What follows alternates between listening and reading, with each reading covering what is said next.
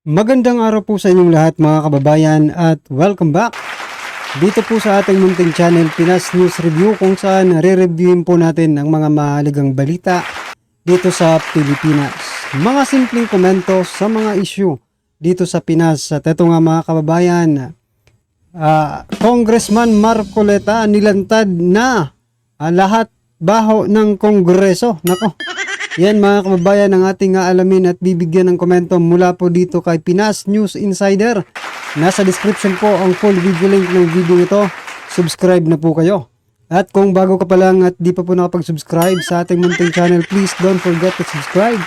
At i-click na rin po ang bell notification para updated po kayo sa lahat ng ina-uploads nating reaction video. So ito nga mga kababayan, bago po natin muling pakinggan, panoorin at bigyan ng komento ang video ito. Ito, may share lang po ako sa inyo kasi ito, nagkita na po si Abalos, Marbel at Alice Go. Yan mga kababayan, at mukhang nagpapatulong itong si Alice Go mga kababayan kay DILG Secretary Abalos. Nako, ito kakaiba ito kakaiba po ito sa lahat ng nahuli. Si Alice Go po ay paano ko po nasabing kakaiba sa lahat ng nahuli? Kasi tingnan nyo po mga kababayan parang ang saya. Ito muna, ito. Parang ang saya naman, no? Ang saya naman pala ni Alice Go. Sa piling po ni PNP Chief Marbel at DILG Secretary Benhar Abalos. Diba? Tingnan nyo, may problema ba si Alice Go? Parang wala namang problema. So ito mga kababayan, panoorin po natin yung kanilang konting pag-uusap. Ito po. Yeah. Hi, sir. Alice. Ikaw pala si Alice. Hindi ko, nakita ko tayo before. Saan? Tarlac po, sir. Ando ka ba nung mayor ka doon? Opo. Ando sila, sila governor? Opo, sir. Yung nagpunta. Ikaw talaga. Sir, patulong. May dekreto kasi. Di bale, basta importante. Totoo, tingnan Opo, sir. natin Opo. ito. Kaya nga, kumuha na kami ng private plane dito para maano. Kasi ako tingin ko para ngayon Chinese.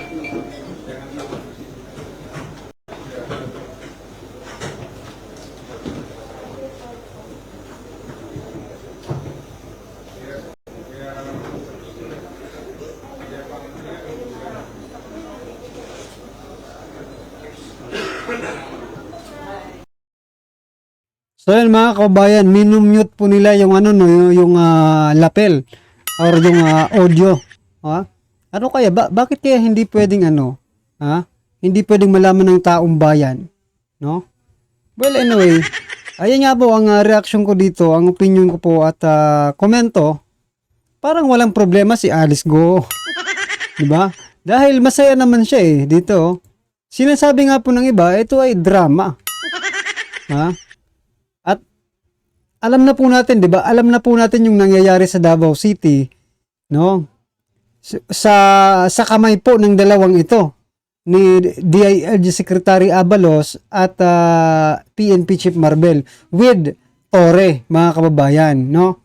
Kaya hindi po maiwasan nating isipin at isipin din po ng taong bayan na maaaring gamitin na naman nila si Alice Go para against sa mga Duterte.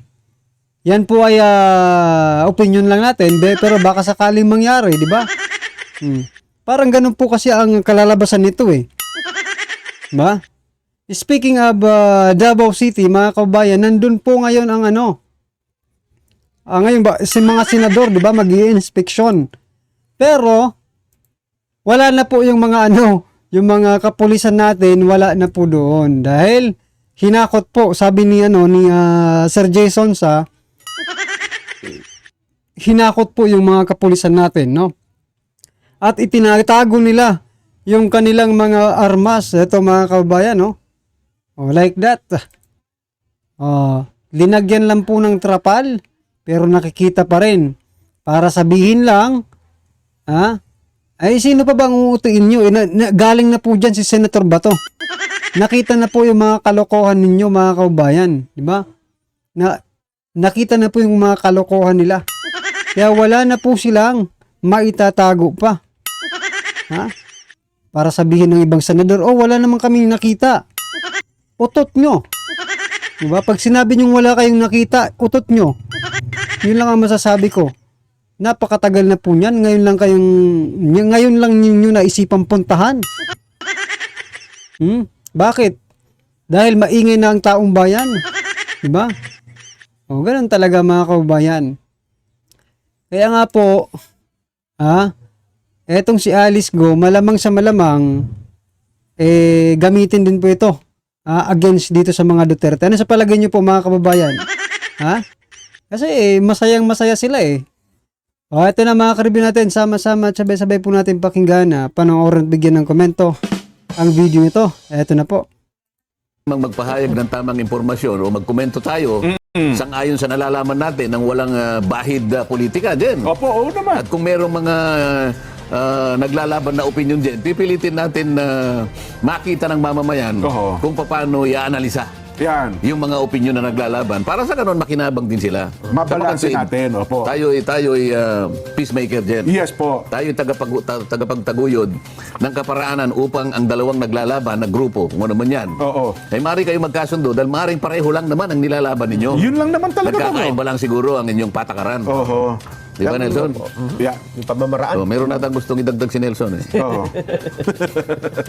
Ay, nako. Yun nga ang dapat siguro na sa ating mga kababayan. Ma-realize nila. Kasi ang sabi ng isa, hindi, pinoprotektahan natin dito ang pera ng taong bayan eh. Sabi naman isa, hindi, para nga sa taong bayan, kaya nga ako humihingi ng pondo para Ang sa amin. sinasabi mo ba yung pagharap niya sa Senado, yung pagharap niya sa House of Representatives? Pag-isahin na natin to, parehas lang din po naman halos ang...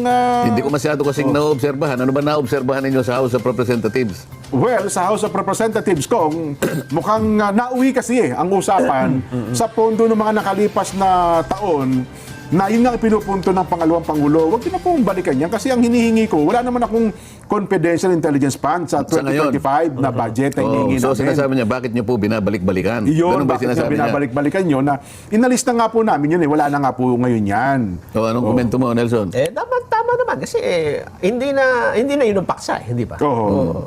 Maliligaw lang. Ano naman ang sabi? Nung sagutin niya yan, ano naman ang sabi? Sabi naman nung isang mambabatas, hindi, kasi mula anya 2019 hanggang sa kasalukuyan, pwede naman anya naming tanungin yan kasi mukhang hindi po nagkaroon ng tuldok ang usaping ito nung ito po itinatanong sa inyo nung nakalipas sa taon. Bakit umabot ng 2019 dyan? Well, nagumpisa siya 2022. ang pondo na po ng OBP, pwede silang umatras hanggang 2019 hanggang sa kasalukuyan. Ewan ko po, kung yun daw yung rules na binabanggit na po pwede naman daw balikan sa pondo ng isang ahensya. Sinabi nila yun. Opo, yun ang pagkaka... O, di sana pinatawag nila si Ginang Leni Robredo sapagkat siya yung vice president noon Mga noong panahon na yun. 2019. Kasi Siya kinukumpara ba? nga eh. Opo. Oo, edi kasi ang pinag-uusapan kasi ang nakalahat nga naman sa harapan ng mga mambabatas sa komite ay 2025 budget. Na naniniwala siya na dito po ninyo ako tanungin, sabi niya yata. Hanggang sa napikon na, ayaw na rin sumagot yata kahit na 2025 na yung tinatanong eh. Nagkapikunan na yun, ang nakita ko eh. Tama ba yun?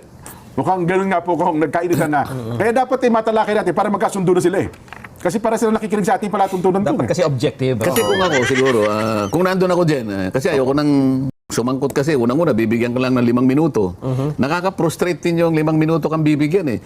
Siguro ang gagawin ko na lamang, parang parliamentary inquiry dyan. Okay. Ipaghalimbawa ko na yung chairman, sino ba yung chairman ng committee? Si Chairman, ang tumayo po ay ang nag-preside si Congresswoman Kimbo.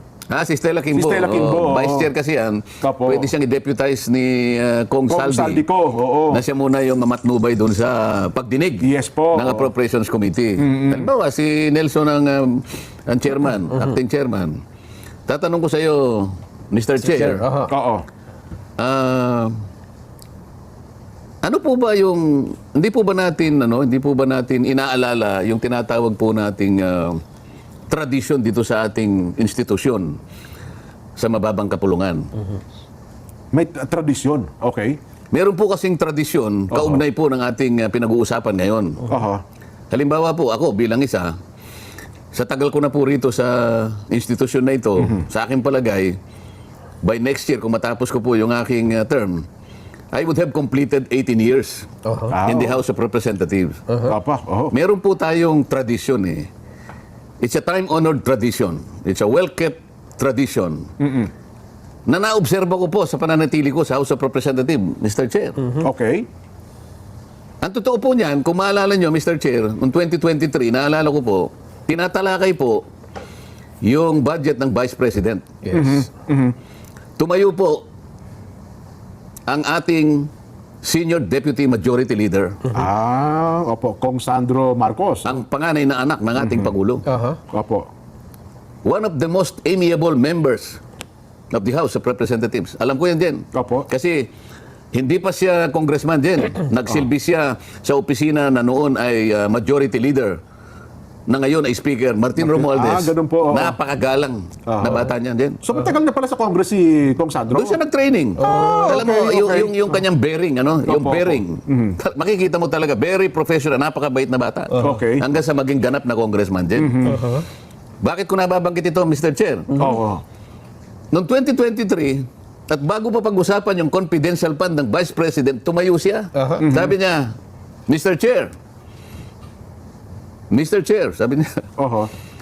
I am invoking, sabi niya, the long time and the time-honored tradition Okay. that the office of the in processing the budget of the Vice President, Opo. there are no questions being asked, sabi niya. So wala na And because of that, Madam Chair, Mr. Chair, ha, Oo.